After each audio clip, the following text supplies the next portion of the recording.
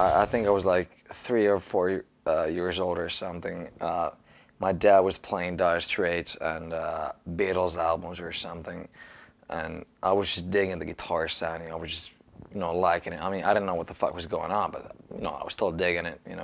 And after that, when I was 7 years old, I started playing violin, and just playing classical music for about 4 or 5 years. But then, at the same time, I was getting more into rock music, more into hair metal, more into heavy metal and shit like that. Because my big sister, she was into, just bands like Poison, Motley Crue, Twist Sister, Skid Row, Guns N' Roses and shit like that. When somebody was asking me what I wanted to be when I grew up, I think my answer was always that, I either wanted to be a rally driver or a rock star.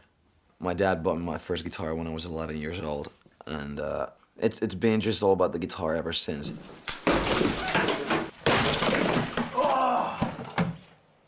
I started with piano, and then when I was 9 years old, I started to play French horn. When I got older, I realized that it wasn't my instrument at all.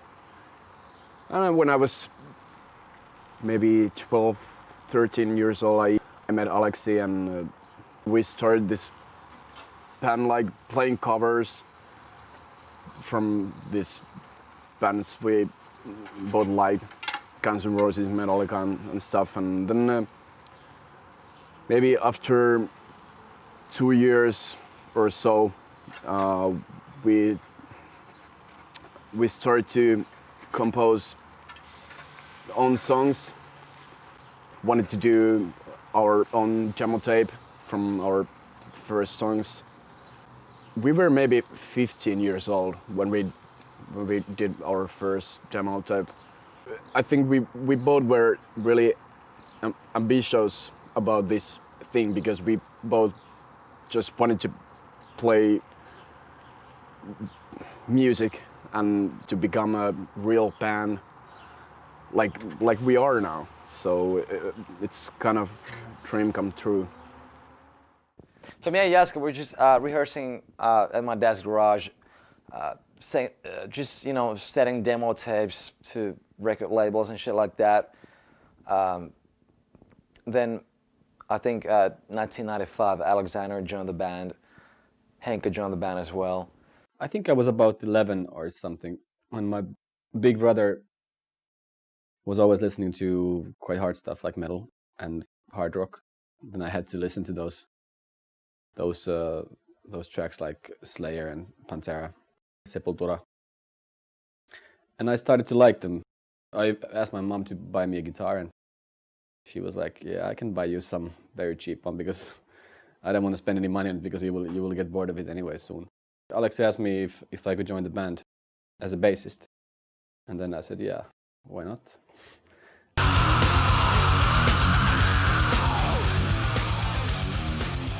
I was in the band. We did the third demo tape, and we were sending it all over the world, and we never got any reply. Everybody just rejected us, everybody, every single one, even the labels that actually nowadays actually would have wanted to us, but still, fuck it. Then we got a deal offer from some European small label, and it was a total rip-off deal. And then we went to the studio and recorded the first album for the label.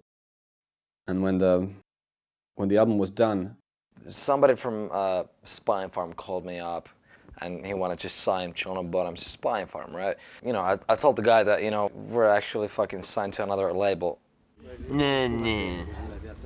Läpä. So, and then the guy told me that, what you're gonna have to do is that, you could change your name, just tell the guy that you just fucking quit the band, and that's it. And then kind of start another band called Children of Bodom, who accidentally is coming up with a new album called Something Wild, and that's it. Our previous keyboard player, he was kind of a flake, so I actually had to kick him out. which was a bummer because he was a friend of mine. But anyway, I had to fucking do it, right? So we had 2 fucking weeks to come up with a new keyboard player. And then, Jaska was going to the same school with Janne. And then Jaska asked him, I got a text message from Jaska that if I wanted to try and play a little bit heavy metal. I'm like, sure, I will try.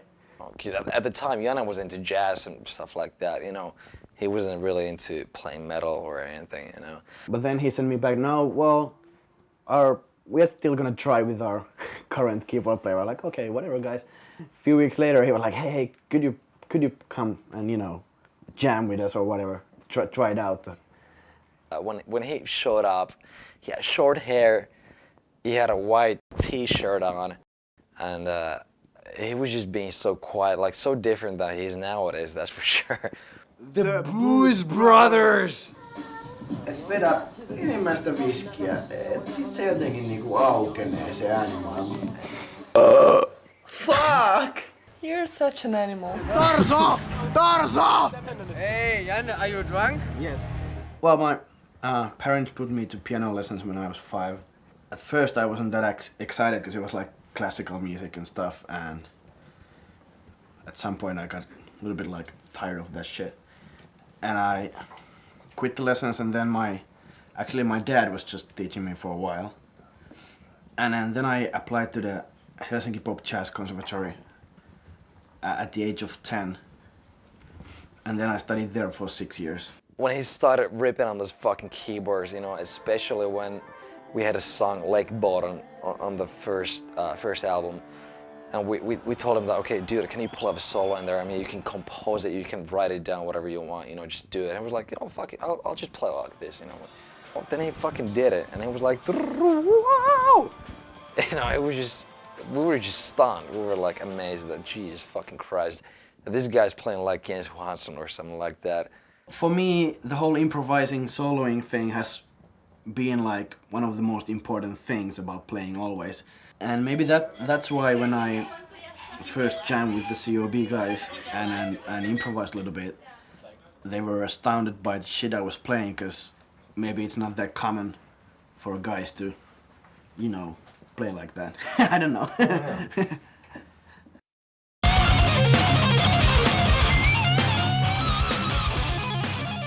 Yeah, I was 17 when we went to the studio, I guess, or was I even 16? Even though we did the demo tapes in the same place, but still it was different because we were doing an album now, and it was really scary. But yeah, it turned out well, and when the album was done, but we had no expectations with the sales or anything. We were actually really afraid of how people would react for this kind of music, because it was so weird mix of black metal and classical and this kind of like a guitar solo Yngwie Malmsteen thing. So then it almost hit the charts in the top 40 in Finland, and that was quite unbelievable. I think it went to number 44 or something.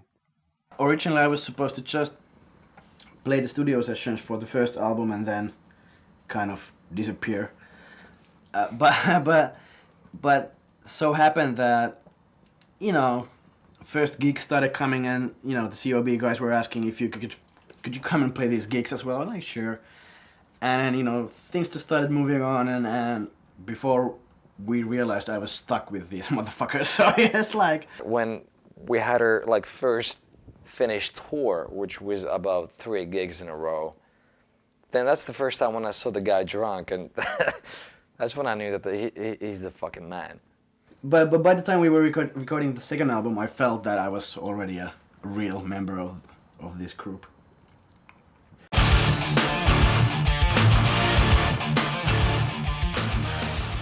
So we did our first tours in Europe, because Spinefarm had really good connections with the European labels. So they wanted us on this festival tour.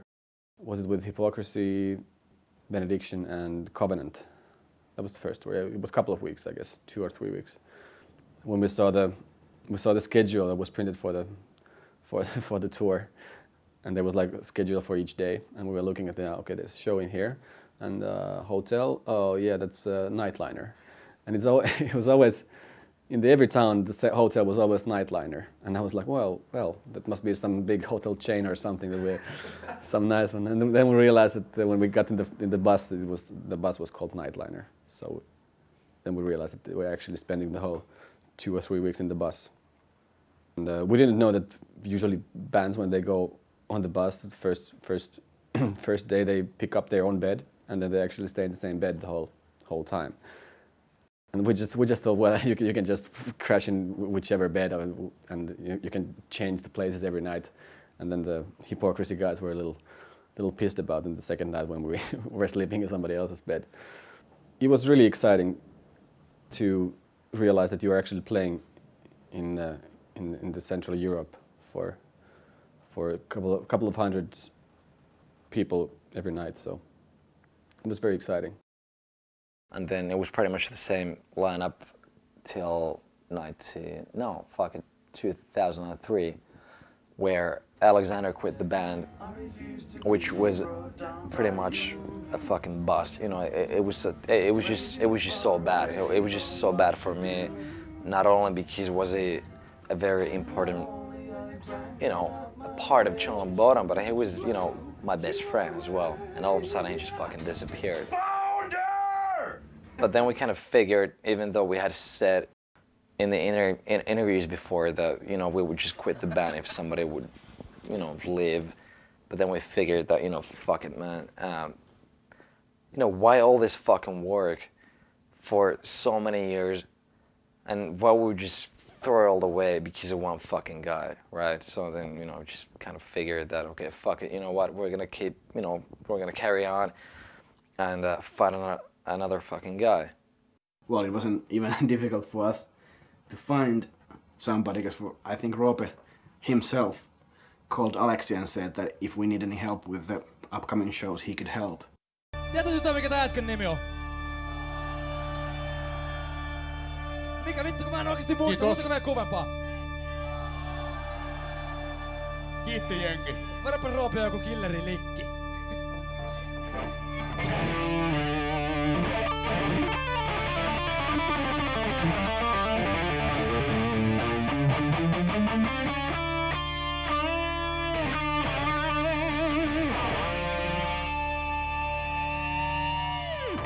Siellä me oltiin 18-vuotiaita punkkareita ja me oltiin hirveätä känniläisiä. Me mentiin äänittää tällainen biisi.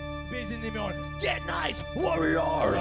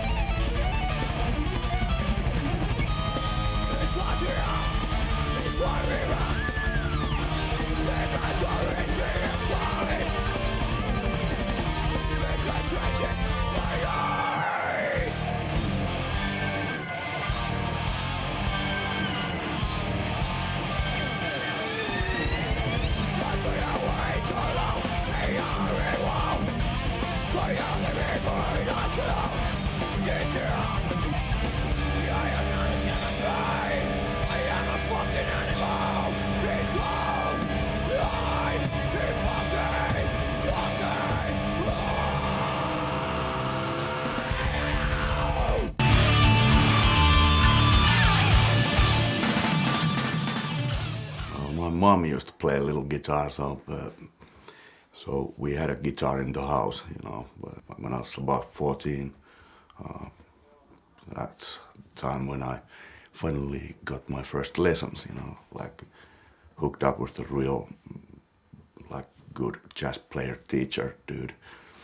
And then my mom put me into a, you know, classic school.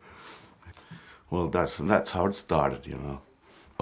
We had this band Stone, and we actually had a pretty good start on Mechanic Records. There's still a couple of bands that exist after those days, like Dream Theater was also debuting at the time. We actually played a few gigs on the East Coast with Testament on the New Order tour. Then we were dropped out suddenly because this next album was too offensive. We never kind of broke anywhere that much, except in Finland, you know, of course, we were pretty big. Well, then I hooked up with a speed metal band called Dementia. Gas Lipstick plays in him these days, you know, he's in the band. Like he was the guitar player and singer. Then I made this solo album, you know, with stuff was supposed to be Stone material. I made it with my brother.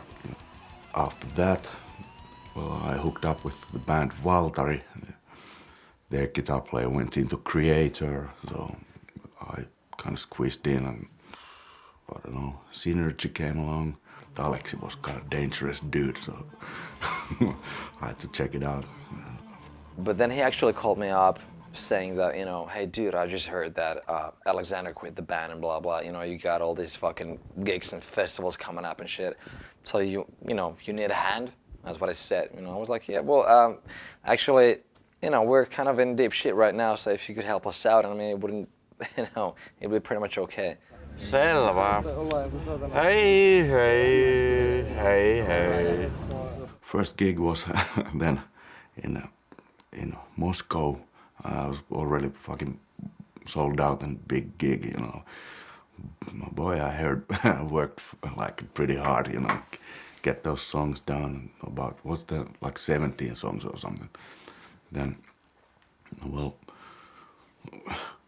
pulled it off. I was pretty happy about it. Of course, I got really toasted after the gig. You know, get all the pressure out, and that's how I became the carpet guy. And after that, we had an American tour, first US tour ever. He was there. We had Japan, and then we had another fucking US tour again. And all of a sudden, we realized that even though he was supposed to be a session member, he'd been around for over a year. It's kind of disturbing time sometimes, you know, like wondering that, well, I gotta leave the band and let some stupid youngster come in and, you know, take over. You know, he can't play anyway. It didn't take long until Roope was like truly one of us, because, like I said, he's just as retarded as we are and knows how to drink, knows how to play, so it didn't take much more. This band has definitely gone further than any band before which I played in. So of course it's been just amazing time. Good gigs and good organization, good crew, everything. You know, I think this works like a machine.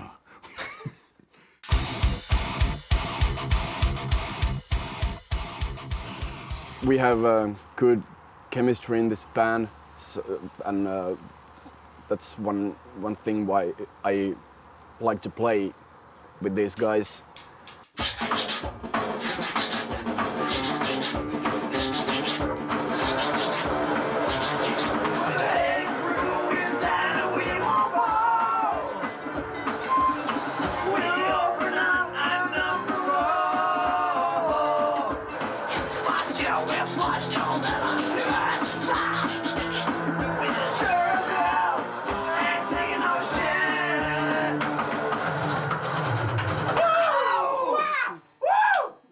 Most of us have known each other for more than 10 years, so we know how everybody is and we know how to deal with each other.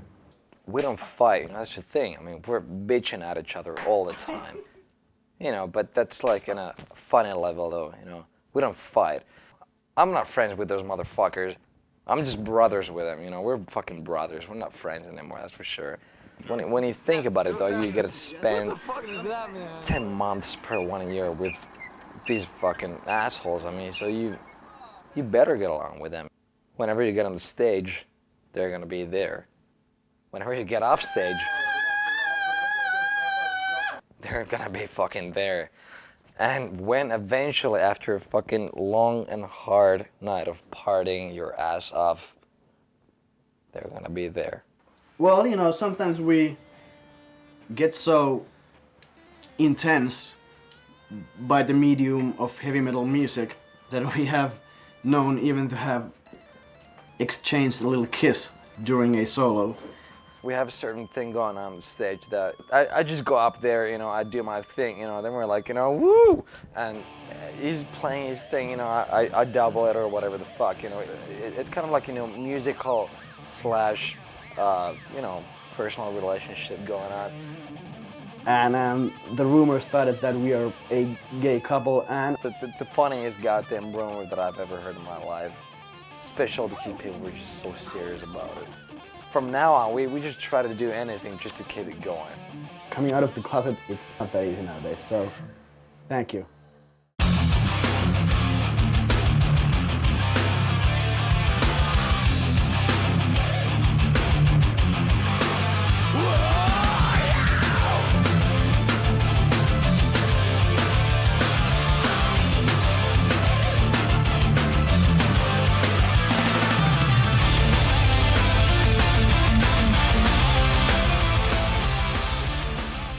Touring nowadays, it's a little different.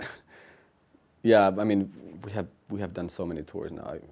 I don't even know, maybe 10, 15, like long ones. So we know how to behave, and of course, it's been the past 2 or 3 years when we have been actually in the headlining position. So it's totally different. So Drums are maybe the most kind of like a physical thing to play, which pretty much sucks on tours because I need to be in good shape. So basically it means I can't drink so much hard liquors. Yeah, it sucks big time. At one festival I was thrown off stage by security because I was so drunk, and they didn't realize that I was actually playing in the band. you cannot get like totally sick, or you cannot break any bones, otherwise the shows are cancelled. I broke my ribs.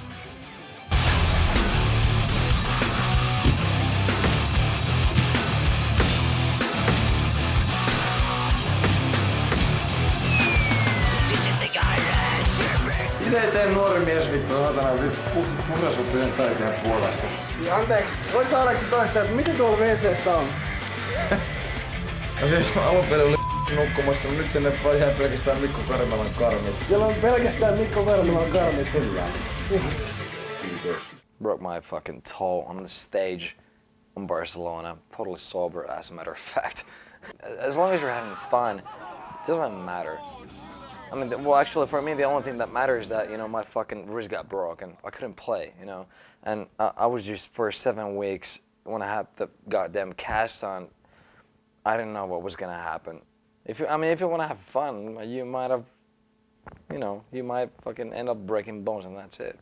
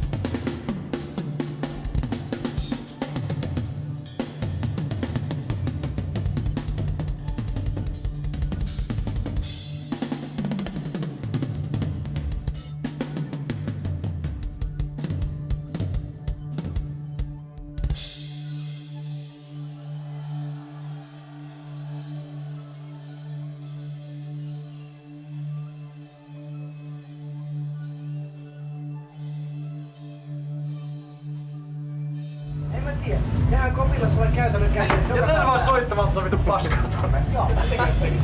Ai ettei mennä ihan.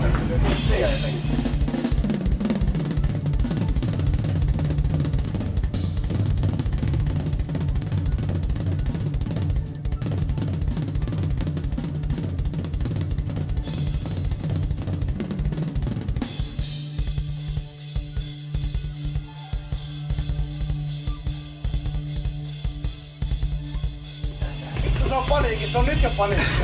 Joo. Mennään. Lähtö taas kaverin palkalla.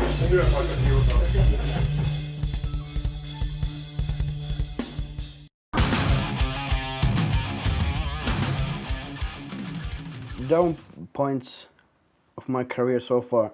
I'm not gonna say this one gig at Tavastia that everybody else is gonna say. 1997 we played in this Tavastia club, which is the legendary club in Helsinki. We just fucked everything up, you know, just everything. We somehow screwed it up totally. I don't even know what went wrong. I think we were out of tune, snapping strings. Alexander forgot to...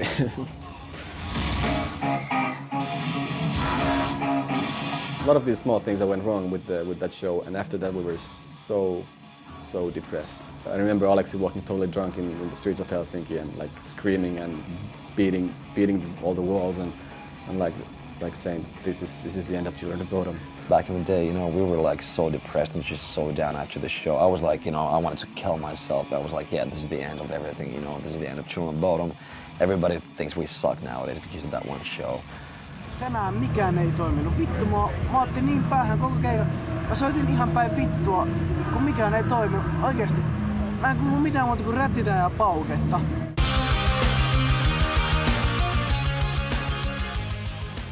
When I'm on stage and I have very good feeling and the show is good, it's always like highlight. Good gig is always a good highlight. First record deal or whatever, first time going to Japan. One big thing would be the first time in Japan. I mean, this sounds so cliche, but you know, the first time you go to Japan, first time you play in Japan. That it was like, you know, overwhelming, you know, I mean, it was, we were all like moved, you know, we could have fucking cried on the stage, you know, it was just crazy. We got the chance to visit Slayer studios when they were recording still the new album. And yeah, we met Kerry King and Tom Araya, and Kerry King was so cool. So that was something really big for me, yes, because I've been a Slayer fan. Slayer was one of the first bands I started to listen to. Like singing Youth Gone Wild with Sebastian Bach on the stage in UK and stuff like that, you know. I mean, one thing for me though, you know, as a guitar player and as a human being, you know, was definitely probably the best thing ever when I did a photo shoot with my, like, the ultimate guitar idols, my guitar heroes like Steve Vai and Zakk Wylde. They were just both being so cool. They were just being very nice, not, you know, not being like fucking total assholes, you know, just, you know, kind of like looking down on me, saying that, you know, you just want a fucking asshole fan, you know, which I am anyway.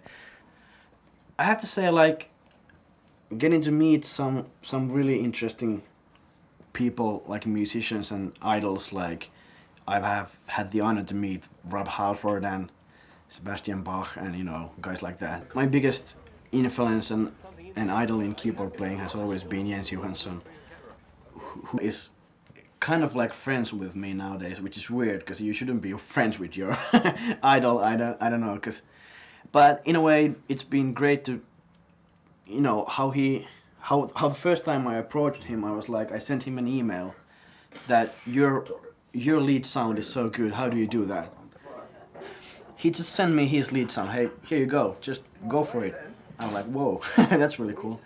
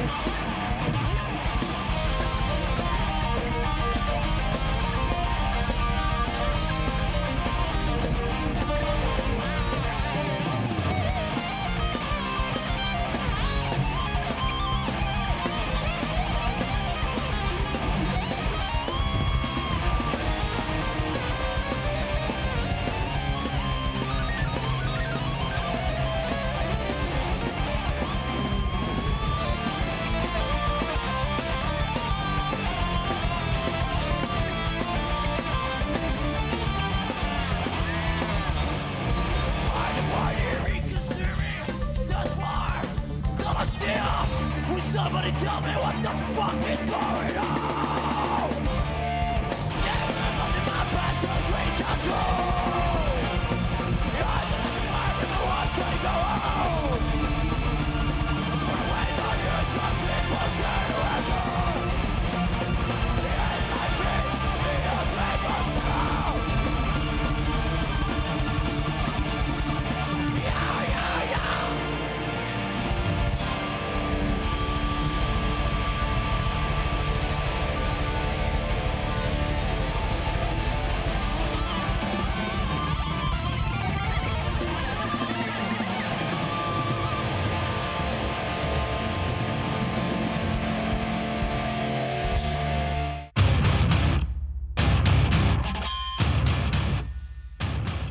Well, on tour, I tend to do nothing. I tried to like bring laptop and the whole system and like making music or whatever, but it just doesn't work. I much rather just sleep all day and party all night, because that's how touring is supposed to be, I think.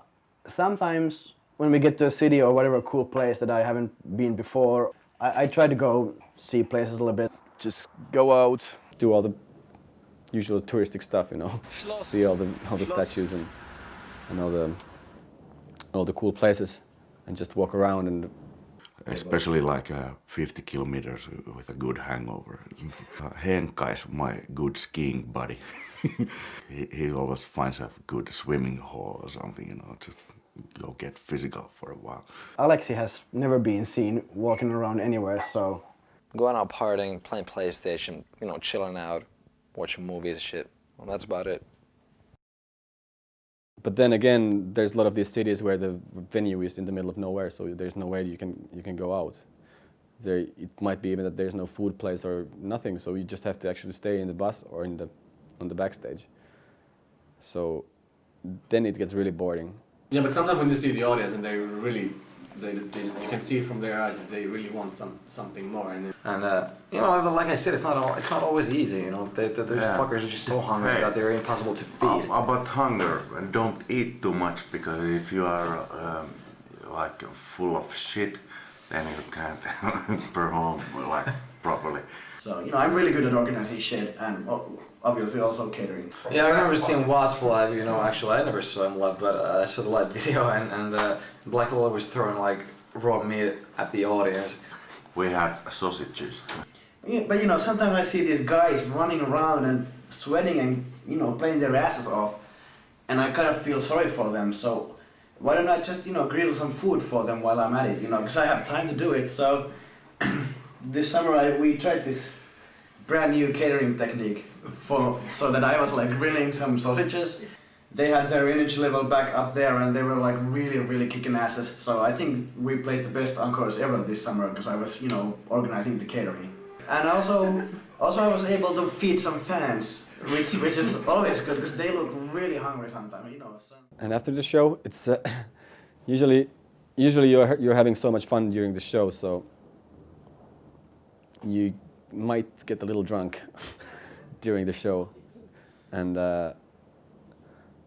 then after the show you usually have a really good feeling, so you keep on drinking, and then you end up being drunk. If we have a good show, I'm already drunk when the show ends. So I guess it's a little bit different for me than the other guys. The other guys get drunk when the show ends, but I'm already drunk because I'm drinking while playing.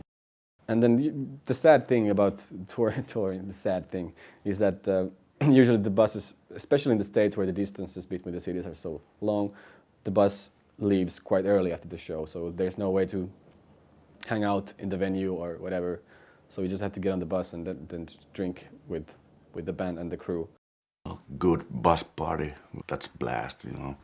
Bitch, shut the fuck up! Get the fuck out of here! Yo, Dre! What's up? Give me a funky ass bass line.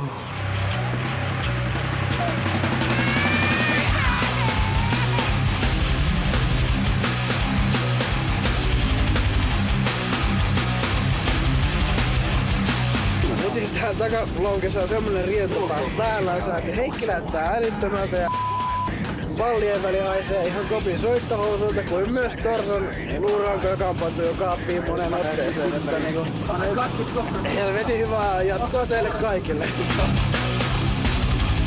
I got a fucking dollar in my goddamn forehead, so fuck you. This is before and after. All right.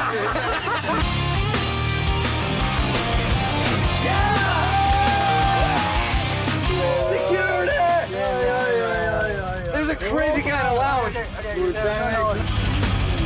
I'm just doing my job, man.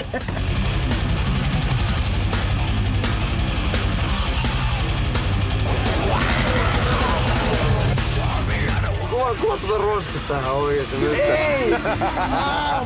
Mitä nyt taas?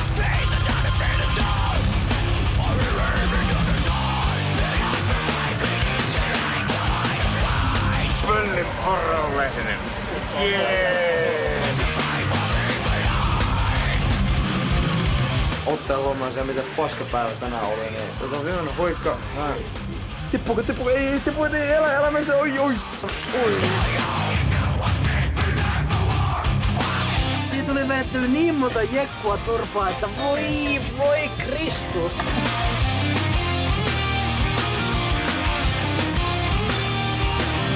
Dude, stop the camera, right? No siinä se just nähtiin, näetkö? Täällä nyt on vähän villielämääkin. Eikä mitään saatana bambuja pelkästään versoamassa niinku joka paikassa. Well, the future for the band, I don't know, man. I mean, I don't really like to plan stuff ahead anyway.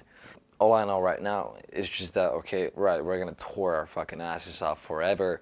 As long as we can have fun on tour like we're doing now, even though we're touring a lot, and as long as we can be proud of the music we're doing and actually enjoy the music what we're playing, then I think we're quite fine. The band just signed a new record deal, which is like 3 albums. And I hope, and if everything goes well, we keep on doing what we're doing. We put out another album or something, and then the same shit. I think I'm burning the stakes here. At the moment, I'm just looking forward to do these tours that is already booked, and then start to work on the new material. If we are still alive, if we are not dead yet, then I guess it would be really nice to concentrate on some new stuff. I have to say about the future for myself. Mä synnyin nakahousut jalassa, patsi kuuntelijaksi sabattia. Mutsi kerässä, kävin oven solvetarroja. Me käytiin kerran Lapissa, silloin oli paljon itikoita. Tökki meikäläisen aivan täyteen pahkuja. Leritä-alueella juuntit, toivotti humppamekkoja. Kotusko aiota sapetti, kato, vihan humppaa. Ei vanha pihtaa housu, kuule toiveeni. Ei luonnon töydä kyllä täältä pois helvettiin. Keitä sitä termassa ja syötä sille antaa musta. Kiusaa siitä siihen malliin, jotta loppu humparallia.